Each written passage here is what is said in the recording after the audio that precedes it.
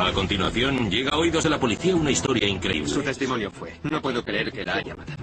Un hombre afirma que un autoestopista que se había encontrado mató a su madre. Y después, de repente, él acaba en tu casa y tu madre muerta.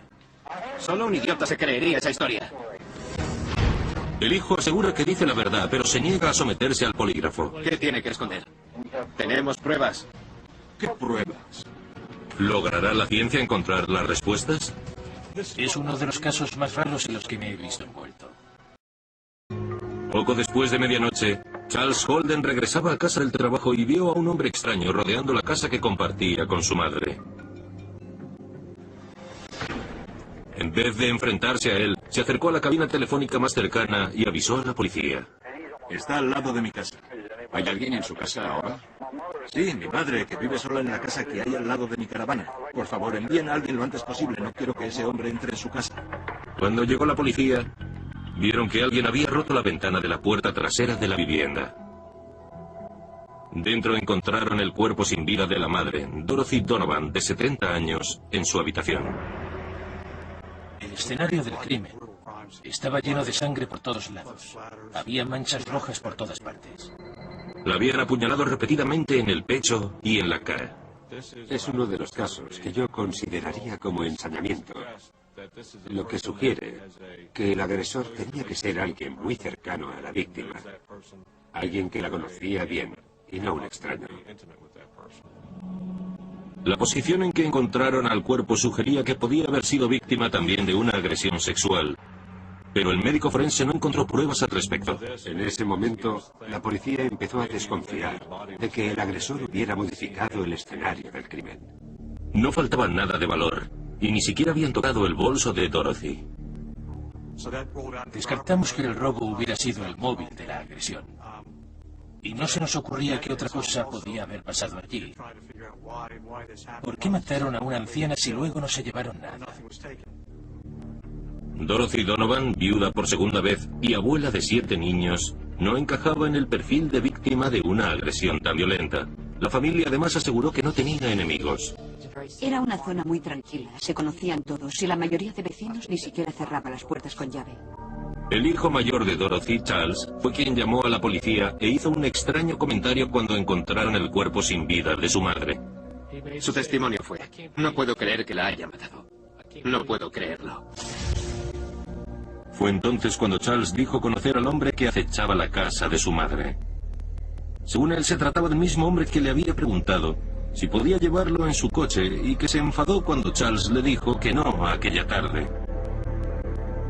Según él, ese hombre había matado a su madre para vengarse. Esas cosas no pasan. Tú no recoges a un autoestopista y después de repente él acaba en tu casa y tu madre muerta. Lo que dices no tiene sentido. No tiene sentido que haya ocurrido así. Dejé que nos contara lo que él quería decirnos y lo descarté. Yo no iba a creerme nada de todo aquello. No resultas creíble, Charles. Nada de lo que dices logra convencernos. Estás hablando, sí, pero en tus ojos puedo ver que no estás diciendo la verdad. Sí que es la verdad. Mentira. La policía dudaba hasta de que el hombre del que hablaba hubiera existido.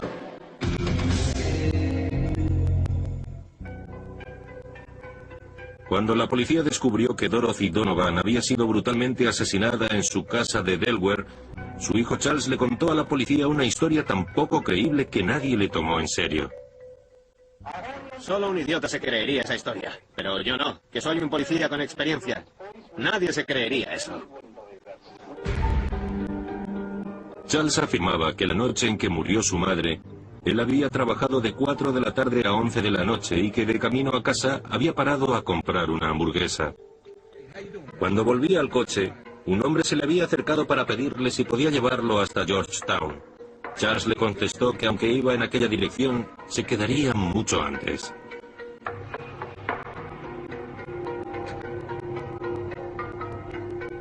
Habían recorrido varios kilómetros cuando Charles supuestamente le dijo al hombre que él se quedaba allí, así que tenía que bajarse del coche.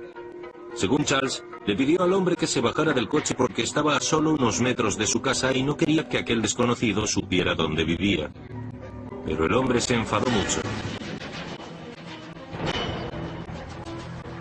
La versión de Charles continúa diciendo que el desconocido cogió un destornillador y que se bajaron del coche, donde continuó la pelea.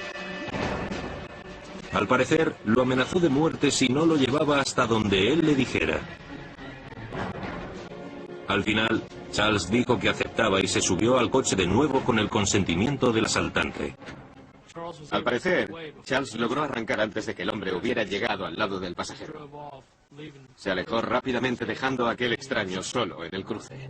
Con el miedo todavía en el cuerpo, Charles habría dado varias vueltas con el coche por la zona antes de dirigirse a su casa. No quería ir a casa de inmediato porque tenía miedo de que el hombre que lo había asaltado supiera dónde vivía. Unos 20 minutos después, Charles se dispuso a regresar a casa y, para su sorpresa, el hombre de la carretera estaba ya acechando la vivienda. Fue entonces cuando llamó a la policía. El forense no pudo determinar cuál había sido el arma homicida. Solo se sabía que era un instrumento cortante como un destornillador o un cuchillo. Todos los agentes implicados empezaban a sospechar que la historia que Charles Holden nos estaba contando no cuajaba del todo bien. Cuando Charles finalizó su versión de los hechos, los agentes le ofrecieron su peculiar opinión al respecto. Hablas de un hombre negro que te agredió en un cruce y después... Es cierto. Y que minutos después mató a tu madre. Eso es lo que quieres que nos creamos, ¿no? Solo te digo que no tiene lógica. Creo que es físicamente imposible que un hombre fuese desde aquel cruce, llegase a tu casa y matase a tu madre en el mismo tiempo que a ti te lleva a hacer el mismo recorrido en coche. Pero... No es posible, Charles. No me lo creo. ¿Cómo averiguó el desconocido dónde vivía Charles? Al fin y al cabo, hay más casas en aquella zona, y el supuesto asesino no solo tuvo que recorrer a pie casi 1 kilómetro, sino que además tuvo que desviarse de la carretera principal. No tenía ni pies ni cabeza. ¿Cómo es que el sujeto acertó a la primera con la casa en cuestión? Y aún de haberlo hecho, ¿por qué se ensañó con una anciana que estaba tranquilamente en su cama? Se quedó bastante sorprendido cuando lo acusé de estar implicado en la muerte de su madre. Pero es que tenía que hacerlo, porque su versión de los hechos era del todo inverosímil. No tenían lógica. La policía encontró además un posible móvil, el dinero. Poco antes de morir asesinada, Dorothy había firmado un seguro de vida por muerte accidental y Charles era el beneficiario de la póliza. Charles Holden estaba atravesando un mal momento económico y tenía varias deudas pendientes del año anterior. Con el dinero de la póliza de su madre podría saldarlas todas. Por si no había aún bastantes cosas en su contra, Charles, sin antecedentes penales, se negó a someterse a la prueba del polígrafo. ¿Qué tenía que esconder? Si no estaba implicado en la muerte de su madre, ¿por qué no quería someterse a la prueba? Cuando un sospechoso se niega a someterse a la prueba del polígrafo, aumentan nuestras sospechas contra él. ¿Qué esconde? Puede que no haya matado él a su madre, pero sí sepa quién lo hizo. Tu madre no se merece dejar este mundo con la impresión de que un desconocido con el que tú te peleaste en un cruce a 20 minutos de su casa logró saber dónde vivías para matarla a ella. No se lo merece. La policía no tardó mucho en encontrar pruebas en el escenario del crimen, pruebas que había dejado el asesino. Estás mintiendo, Charles. ¡Que no! De lo contrario, no te estaríamos acusando. Si fuese posible creerse tu versión, no te estaríamos diciendo todo esto. Yo no fui. Tenemos pruebas. ¿Qué pruebas? Pruebas que encontraron en el pasamanos de la casa de Dorothy. Encontramos la huella ensangrentada de una mano, que de hecho se convirtió en la prueba más importante de este caso. Esa huella va a ser tuya, ya verás. Asesinato en primer grado, pena de muerte. En la casa encontraron más huellas, pero no estaban tan definidas como la primera. Aquella huella era muy buena, aunque estaba algo fragmentada. No se veía toda la palma de la mano, solo un trozo. Cuando la policía comparó la huella encontrada en el escenario del crimen con las de Charles, se llevó una sorpresa. Los resultados de las pruebas realizadas a las huellas de Charles dieron negativo. Ahora la policía tenía que enfrentarse al hecho de que a lo mejor la versión de los hechos de Charles no era tan descabellada.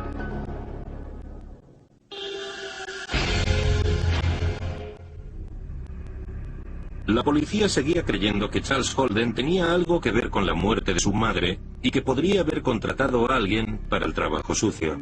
A pesar de que las pruebas científicas hasta el momento exculpaban a Charles Holden, podría estar implicado en el caso igualmente y conocer a quién llevó a cabo el asesinato.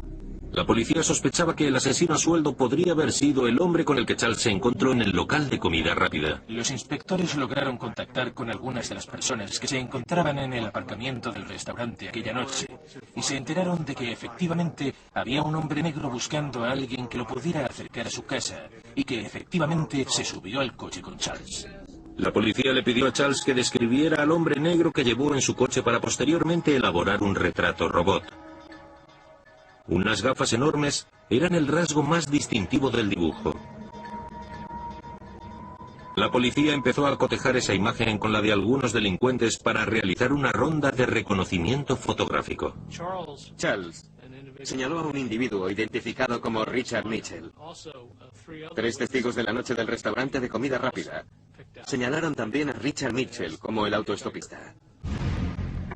El sujeto identificado tenía 33 años y se parecía considerablemente al retrato robot. En su expediente constaban varias detenciones por falsificaciones y pequeños hurtos. Teníamos la impresión de que por fin sabíamos quién había cometido el crimen. La policía localizó a Richard en su casa de Harrington, Delaware, y supo de inmediato que estaban en un callejón sin salida.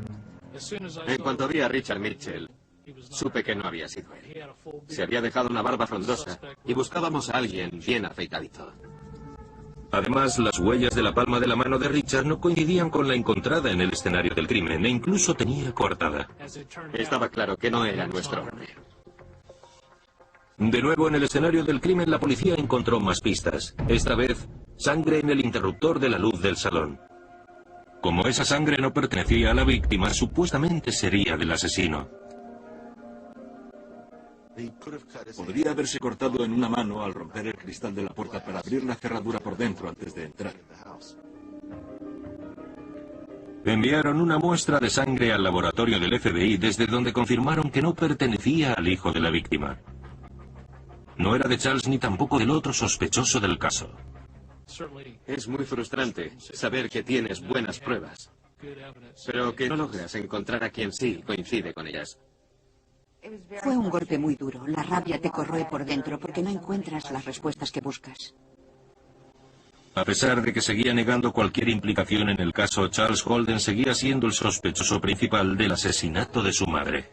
Era cierto que había varios testigos que confirmaban la parte en que Charles nos cuenta que subió a un hombre negro a su coche en aquel aparcamiento, pero aún así no acabábamos de creernos que las cosas sucedieran del modo en que aseguraba que habían sido. Seguíamos pensando que él estaba implicado de algún modo. Más de 10 años después del asesinato, el estado de Delaware pudo acceder a CODIS, una base de datos del ADN de criminales de alcance nacional. CODIS son las siglas en inglés de Sistema de Índice Combinado de ADN. Es un programa de software que aúna la criminalística con la tecnología informática para ayudar en la investigación contra el crimen. Y cuando el FBI introdujo el perfil de ADN del asesino de Dorothy, encontraron algo. Fue nuestro gran golpe de efecto. De repente todos nos emocionamos. No me lo podía creer. No había pasado ni una semana desde que habíamos introducido el perfil y ya teníamos una coincidencia. La coincidencia de ADN correspondía a un criminal identificado como Gilbert Cannon, residente en Delaware en el momento del crimen. Desde entonces ya había cumplido condena por drogas y varios robos, aunque actualmente estaba en libertad. El problema es que ahora nadie sabía dónde estaba, ni siquiera si seguía vivo.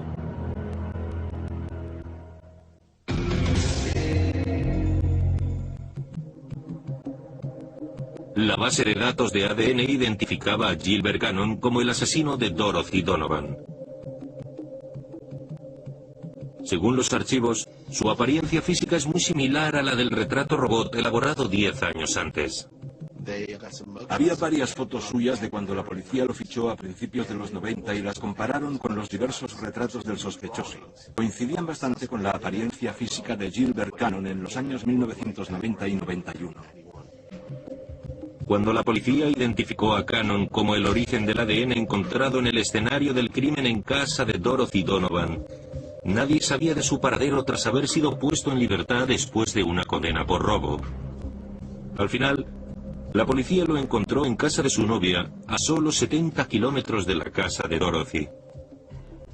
Nos llevó cerca de 2 meses y medio localizar por fin a Gilbert Cannon. Pero Gilbert aseguró con convicción no tener nada que ver con aquel asesinato. No me voy a quedar aquí sentado y admitir que maté a alguien o que estuve allí. La policía sabía que el ADN de Gilbert había estado en el escenario del crimen, pero quisieron asegurarse tomándole las huellas de la palma de la mano. Sugería que cuando le tomaran la huella de la mano, la tomasen completa por si necesitábamos otras áreas más externas de la palma. Rod Hetman realizó las comparaciones pertinentes entre la huella actual y la encontrada en el pasamanos de Dorothy. El resultado no dejaba lugar a dudas. La huella pertenecía a Gilbert Cannon. Así que lo enfrentaron con las pruebas que lo acusaban. Lo que puedo decirte es que sí estuviste allí. Sabemos que estuviste allí. Te estamos diciendo que el ADN que encontramos en aquella casa es tuyo. No puedes negar lo evidente. No es de nadie más, es tuyo. No sé por qué fuiste a la casa aquel día. No tengo ni idea. Es más, esperábamos que tú nos lo contaras. Pues no. Gilbert, solo tú lo sabes. Ya te lo dije, no maté a nadie. Eso no es mío. Horas más tarde, reconsideró su postura. Golpeó en el cristal de la celda de detención y avisó a los agentes de que quería hablar. Digamos que se me fue la cabeza. No sé si por las drogas o qué. Da igual. De verdad, no tendría ninguna razón para estar mintiendo ahora. Ya. Gilbert le dijo a la policía que la noche de aquel asesinato él iba puesto de cocaína y que estaba buscando más. Por eso se acercó a Charles Holden en el local de comida rápida. Necesito que me lleve a Georgetown, por favor. No puedo llevarte hasta allí, pero te puedo dejar en la autopista. Vale, muchas gracias, de verdad. Charles accedió a acercarlo, pero cuando le pidió que se bajara del coche empezaron a pelearse.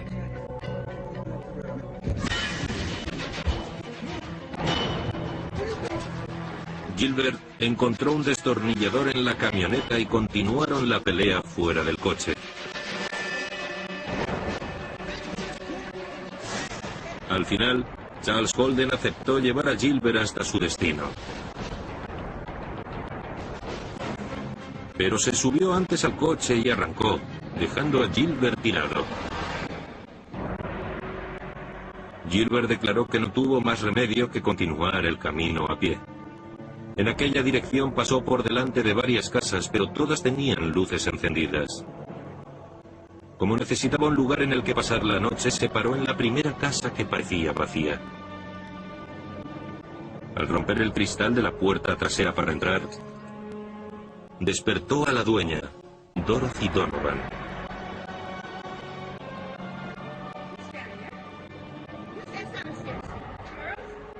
Gilbert tenía miedo de que la anciana pudiera identificarlo, así que utilizó el destornillador que había cogido del coche de Charles para matar a su madre en un ataque de ira. En la casa dejó varias huellas ensangrentadas.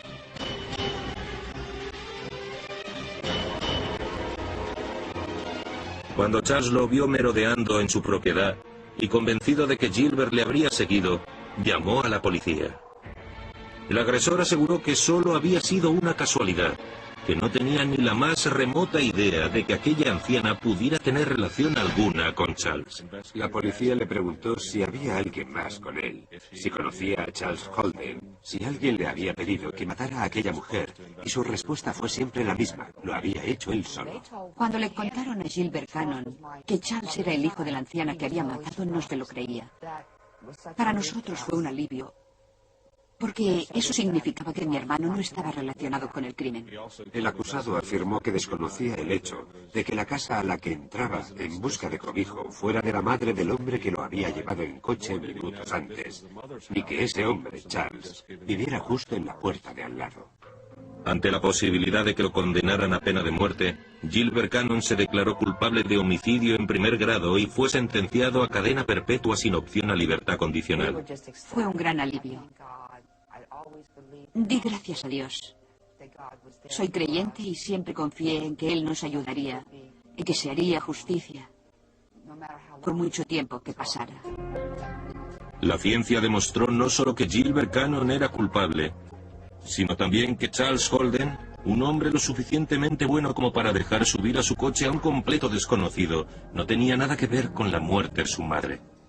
Charles Holden fue exonerado gracias a los avances de la tecnología informática y de la criminalística. Fue uno de los casos más raros con los que me encontré, precisamente porque desde el principio parecía una historia de ciencia ficción. Saber que el programa CODIS había sido de gran ayuda conjuntamente con la ciencia y la policía estatal, claro, fue muy gratificante. Si la policía no hubiera realizado un trabajo impoluto durante años, ese Gilbert podría seguir aún en libertad.